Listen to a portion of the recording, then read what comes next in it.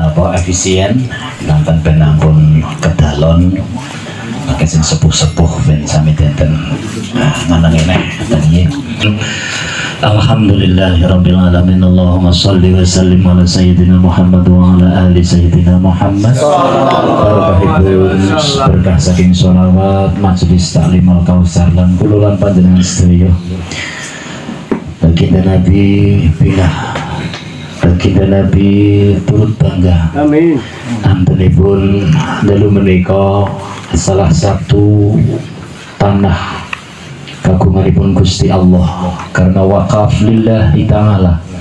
Wakaf itu kagunganipun Gusti Allah. Mula wakaf niku pun mandek, pun boten saged menjadi tanah milik lagi, dan itu adalah milik Allah.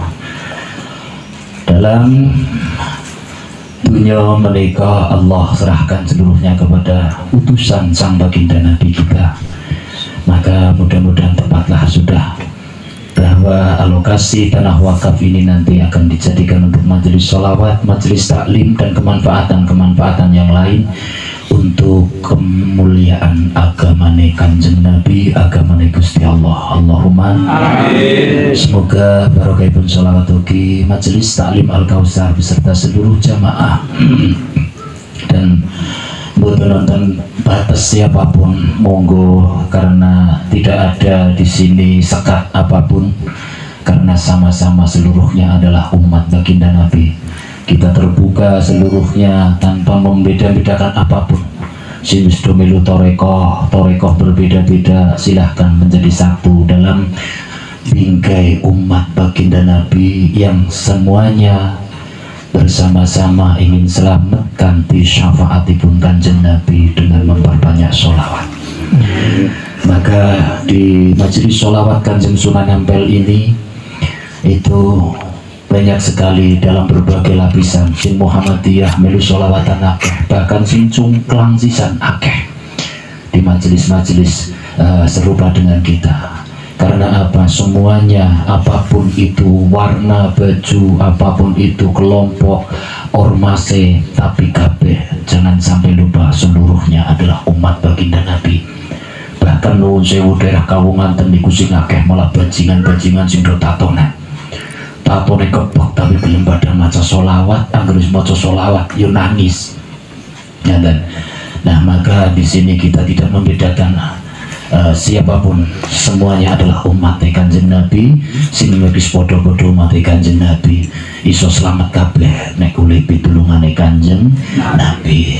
Ibadah sudah semestinya menjadi kewajiban kita kepada Allah, akan tetapi betapa kurangnya kita dalam beribadah. Mesih banget akeh kekurangane, ngimbangi maning dosane yo pirang-pirang, kok arep ngendelno slamet kanthi ibadah. Jangan sampai salah paham kalau matur sing ngeten iki, bukan berarti wong melu majelis sholawat ki akhirnya dadi padha orang ibadah. Mboten sama sekali, justru saking begitu rumangsane oleh ibadah sih jauh dari sempurna. Maka butuh pitulungan penyempurna singgo nambeli, dan tidak lain adalah dengan syafaat sang baginda Nabi. Salate kula jenengan, perjuangane, bahkan mungkin haji kita, sodakoh kita, baca Quran kita, sing mungkin masih ada kecampuran niat selain Allah, dan itu pasti banyak sekali. Maka akan bisa diterima oleh Allah apabila mendapatkan rekomendasi syafaat, ditulungi nang baginda Nabi. Itulah kenapa kita ajak mari kita banyak bersolawat untuk mendekatkan rohani kita kepada sang baginda Nabi, karena satu-satunya harapan kita diterima oleh Allah dalam keadaan yang begitu banyak kekurangan. Minnek ditulungi nang Kanjeng Nabi. Syukur-syukur pertolongan itu awit seniki sing maune kula jenengan sami guling ibadah esih urung bisa dirasaken. Kula takon kula jenengan pun nate sembahyang bubuh leren wis tawa burung mlebu nang jero salat kok bubuh leren nandakna guli salat wis menikmati, kok yo urung tahu. Menandakan apa? Berarti salat menjadi beban, ibadah masih menjadi beban. Artinya apa? Artinya sholat kita belum sepenuh hati. artinya salate nembe nganggo dohire. Tapi wong nek nyambut gawe pun ketika nyambut gawe ning nganggo ati niku ya ora mikir hasile, tapi rasanya seneng. Apapun itu yang dilakukan kok dengan hati pastilah akan rasane nikmat, walaupun hasilnya mungkin ora sepira, tapi kok urung bisa niku kabeh kita trapna nanggone ibadah kita. Nyatane kita contoh sing paling gampang salat kita niku nek diarani dibanding nak karo dalam final mau bengi. Iya gue dalam final mau bengi wong sing seneng temenan ring bal-balan begitu tir rampung rasanya rampung. Karena apa? Karena guling deleng karo ati mripate mencenger atine melu deleng mulus seneng, sebab seneng gue penggawe hati. Maka kok urung bisa nang sholat kita seperti itu, karena sholat kita baru sebatas dohir, maka menjadi beban. Maka kita di majelis sholawat ini kita ndandani hati. Maka nek jenengan kerasa ora kerasa mau, ketika kita bersama-sama kita lantunkan sing didohirna, sing dijaherna, sing diserokna, niku memang perlu. Itu ndadekno ati rasane liyane agi digletakna kabeh nang Gusti Allah. Sebab sing nyekel ati niku genggamane Allah. Dhewek ora bisa menguasai hati kita. Tapi ati niku qalbul mukmin baina usbungai rahman. Hati seorang mukmin itu berada di antara dua jarinya Ar-Rahman. Jangan bayangkan Ar-Rahman sifatnya Gusti Allah duwe jari kaya jari ini kula jenengan boten niki namung istilah nggo gampang paham mawon. Itu hadisnya baginda Nabi. Bahwa artinya adalah atine menungso niku sing nyekel Gusti Allah, arep dibolak-balikno niku saking gampangnya. Sing maune sengit balikna dadi seneng, sing maune banget CS akhirnya dadi mungsuhan pirang-pirang mboten. Nggih. Dan nikilah Allah yang memegang hati kita. Maka itu menjadi satu pelajaran. Ketika hati kita Allah yang megang, kita mlebu nang jero nang salat, nang apa ora bisa kok madhep maring Allah, maring Kanjeng Nabi. Ya, karena hati kita belum kita bersihkan. Dohir awake dhewe karep salat kon adus nek duwe hadas gede. Nggih napa nggih? Jenengan hadas gede, entah itu junub, entah itu haid, nek wong wadon kok arep salat ora ulih nek urung didusi. Kok duwe hadas cilik, misalnya ngentut apa senggolan apa-apa sing marakna batal wudu jenengan hadas cilik arep salat ora diwudoni ora ulih. Itu pelajaran ketika dohir arep madhep nang sejeroning wilayah sholat bae kudu disuceni, dimandikan dan diwudoni. Maka ketika kolbu ati sing dadi pandangan tempat yang dipandang oleh Allah, innallaha la yanduru ila suwarikum wala ajsamikum walakin yanduru ila qulubikum. Allah sesungguhnya tidak melihat kepada jasadmu dan tidak melihat posturmu, tapi walakin yanduru ila qulubikum, tapi Allah melihat kepada qalbumu, kepada hatimu. Maka ketika sholat kita yang dipandang oleh Allah hati kita. Bagaimana ketika jenengan weruh sing panjenengan tresnani nang atine nanggone wong sing jenengan tresnani agiana wong liya, pastilah cemburu. Semanten ugi Gusti Allah niku duweni sifat ghayyur, sifat pencemburu. Apa yang dicemburui oleh Allah ketika Allah memandang hati seseorang hamba nang ati gue mau kok ono liyane Allah cemburu. Maka nek cemburu jangankan Allah, menungso nek lagi cemburu nyelingat bae moh weruh karen wong nek lagi dicemburu nek moh. Maka selama ini ketika kita esi dicemburui nang Gusti Allah atine, nang apa Allah cemburu? Krono nang atine awake dhewek esi luwih gedhe digletakna nang atine ana duwite, ana sawahe, anak-anak, bojo, pirang-pirang sing didelek-delek nang kono, nang Gusti Allah ditingali dening isine udu nyong kabeh nang kono. Ketika Allah memandang hati kita sing ana nang kono udu Allah, nang atine udu Allah, Allah cemburu, mlengos Gusti Allah. Bayangkan setiap kita beribadah kok ono atine nang atine wae derek ngandang liyane Allah nang ati, berarti ibadah kita diplengosi nang Gusti Allah. Sempurna ora nek Gusti Allah mlengos. Masya Allah. Maka itulah kula jenengan sami nang apa begitu butuhnya sholawat maring Kanjeng Nabi, karena selama ini mungkin dari guling ibadah belas ora diceringakan nang Allah, karena sing dideleng wong ibadah kuwi dideleng atine. Lah maka sholawat inilah diperintahkan nang Gusti Allah surat Al-Ahzab.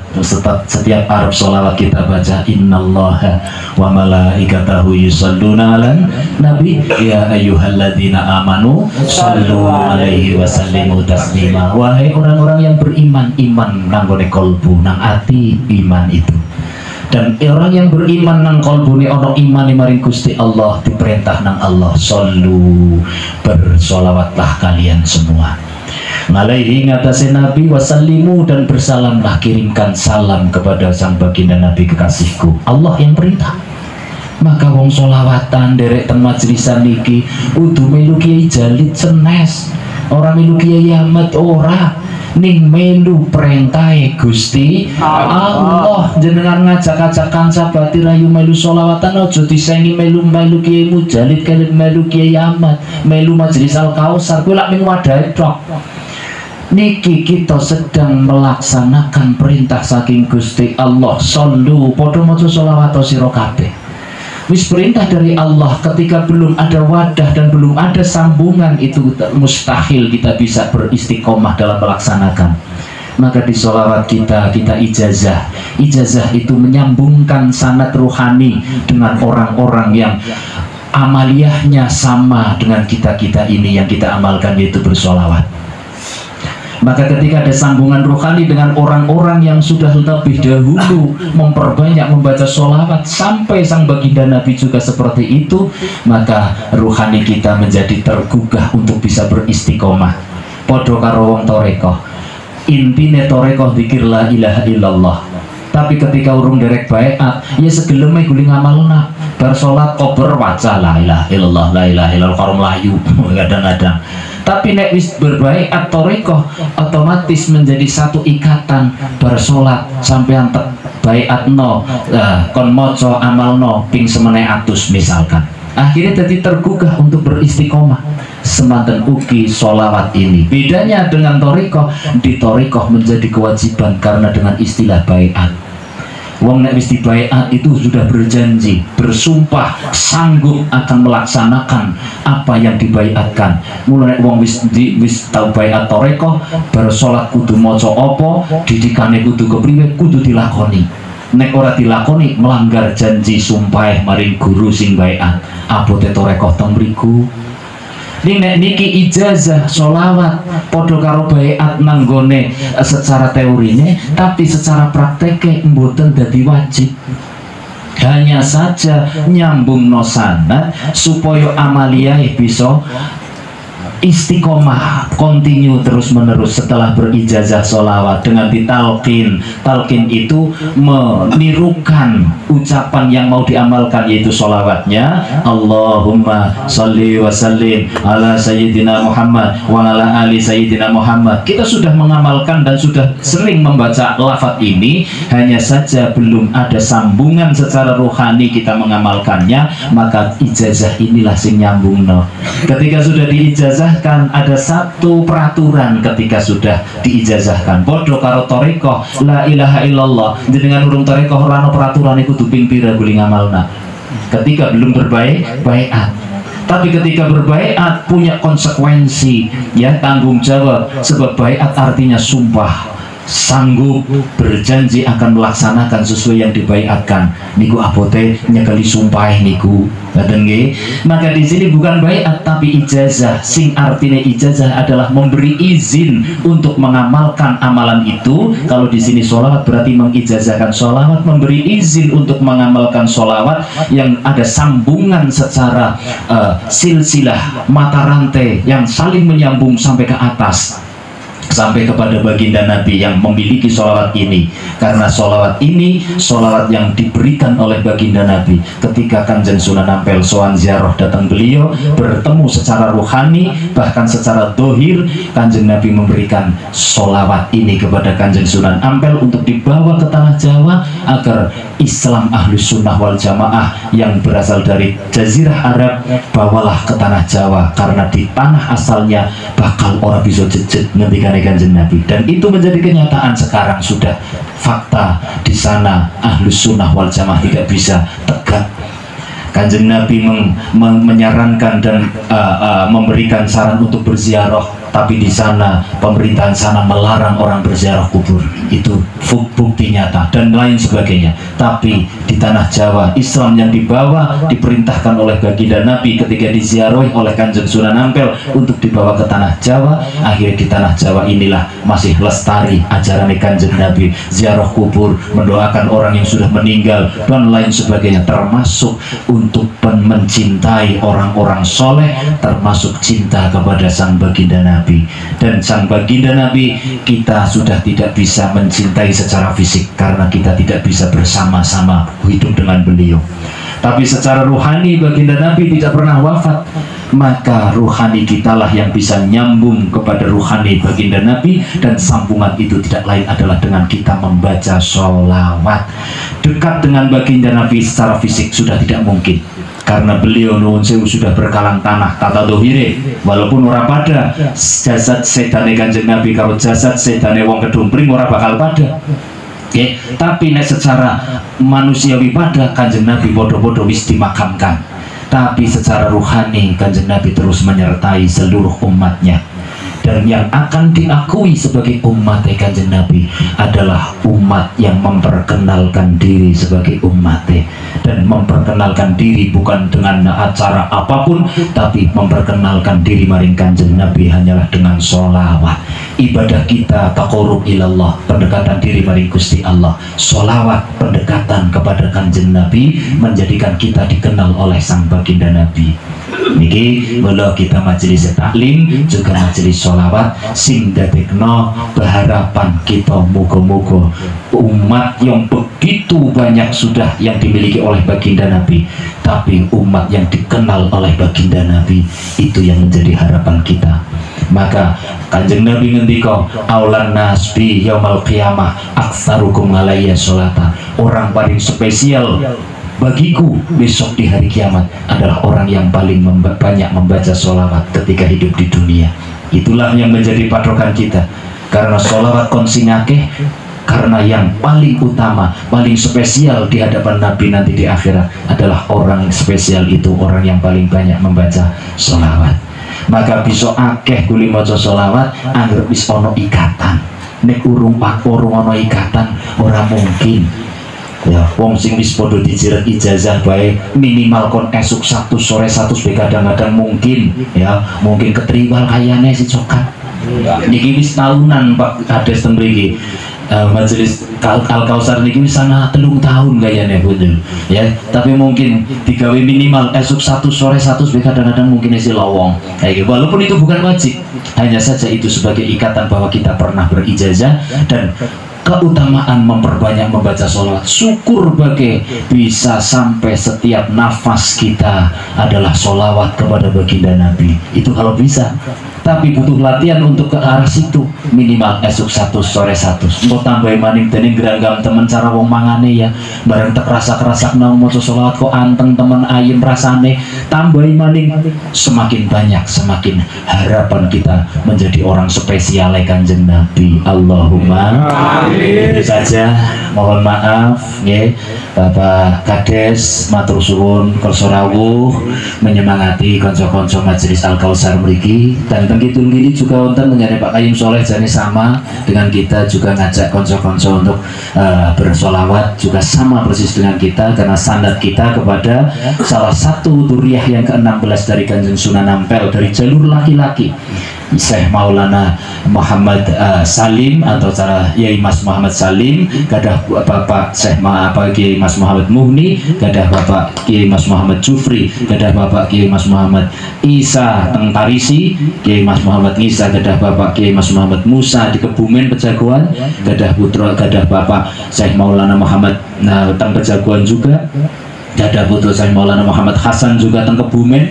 gadah Bapak Malih Syekh Maulana Nur Muhammad tenggene Kutoarjo, makam sing terkenal petilasane tenggene arah Borobudur Salaman, Mbah Nur Muhammad, Mbah Kiai Nur Muhammad itu adalah duriah juga. Munggah maning Syekh Maulana Nur Rahmanuddin, Syekh Maulana Zamzam di Ponorogo, Syekh Maulana Ilyas Ponorogo, Syekh Maulana Muhammad Tengampel juga tenggene Mbah Ampel makame mburi Masjid Ampel, Syekh Maulana Arif teng Lamongan tenggene Mbah Derajat, Mas Syekh Maulana Arif putra saking Syekh Maulana Qasim Kanjeng Sunan Derajat, Syekh Maulana Qasim Kanjeng Sunan Derajat putrane Syekh Maulana Ali rahmatullah Kanjeng Sunan Ampel. Medun sampai Yai Mas Muhammad Salim 16 dari jalur laki-laki, berarti beliaulah penerus dzurriyyah keturunan yang ke-16 dari Kanjeng Sunan Ampel. Apabila itulah yang mendapatkan dari Kanjeng Nabi untuk mengislamkan tanah Jawa ini dipasrahkan lewat Kanjeng Sunan Ampel, berarti pewaris penyalah yang berhak untuk meneruskan warisan dipasrahi tanah Jawa ini. Kanjeng Sunan Ampel nuruni datang ke-16 ya sampai sekarang niki. Dan itu yang menjadi pegangan kita secara sanad ngaten. Maka kita nek derek jamaah sing anyar mboten pripun hanya menyambungkan sanad saja dengan ijazah. Ijazah ini ku talqin nggih. Talqin ijazah niki bukan ijazah istilah sekolahan nggih Pak Kades nggih. Ijazah istilah santri. Istilah sekolahan niku ngiblat maring istilah santri karena pertama lembaga pendidikan di Indonesia adalah pesantren. Pesantren pertama kali adalah pesantren Ampel Denta. Sejarah lagi nyambung maning, belum ada yang namanya Ki Hajar Dewantoro bapak pendidikan sing dating naono sekolah, belum ada ngaten nggih. Tapi wis ono pendidikan secara santri itu dengan pesantren. Jadi ijazah adalah ijazah yang dimaksudkan memberikan wewenang izin untuk mengamalkan sesuai yang ada sambungannya ke atas sampai Kanjeng Nabi, karena sing ijazah amalan sing paling apik itu yang ada sambungan sanadnya.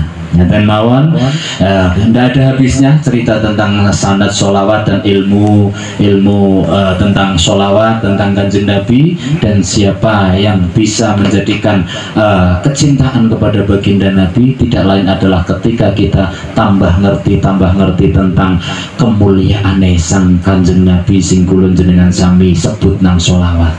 Nek Kanjeng Nabi dianggap biasa-biasa, solawatnya awake dhewe biasa-biasa.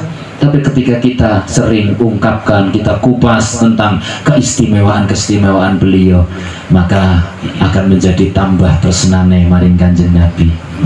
Dan itu tidak bisa dengan waktu yang singkat. Maka majelis kita rutin setiap malam Rabu, kita juga setelah bersolawat bersama kita kajian kangge semua memperdalam tentang Kanjeng Nabi yang kita ikuti dan juga tentang agama sing digawa Kanjeng Nabi. Makaten matur suwun sedaya pihak termasuk Bapak Ikhwan kalian Bapak Haji Anto sing sampun dados saksi dan bertanda tangan. Mudah-mudahan ini tonggak nanti diberi oleh Gusti Allah ridhone Kanjeng Nabi, panggilan menika mangke dados panggilan sing estu-estu beto umat Kanjeng Nabi padha caket balik maring Kanjeng Nabi maning dengan barokah sholawat lan naos. Allahumma amin. Ngaten selepat ngapunten kula advokasi wallahul muwaffiq ila pamit. Assalamualaikum warahmatullahi wabarakatuh. Waalaikumsalam warahmatullahi wabarakatuh.